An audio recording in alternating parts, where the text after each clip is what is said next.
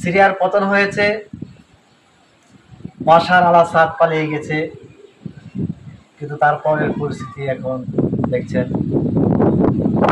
Hezbollah প্রধান হাসান নাসরুল্লাহকে হত্যা করা হয়েছে, খালেদ বিশালকে হত্যা করা হয়েছে, ইয়াহিয়া সিনওয়ারকে হত্যা করা হয়েছে। তো ইয়াহিয়া সিনওয়ারকে হত্যা করা হয়েছে, তারপরে ইরানের যে প্রেসিডেন্ট রাইসি তাকে হত্যা করা হয়েছে।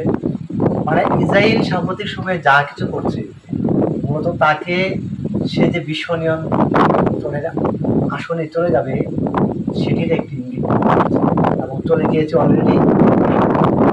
আগামী অবস্থা, ইরান যদি পরাজিত হয়, ইরান যদি পরাজিত হয় তাহলে ইসরায়েলের বিরুদ্ধে কে প্রোটেকশন করবে?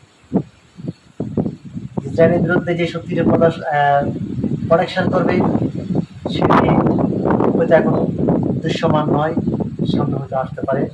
তো ইসরায়েলের আরেকটি শত্রু আছে ইরানের পরে।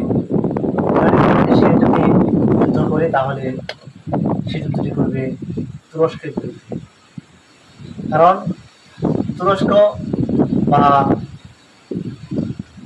কুস্তন্তনিয়া ইসরায়েলের পর ইসরায়েলের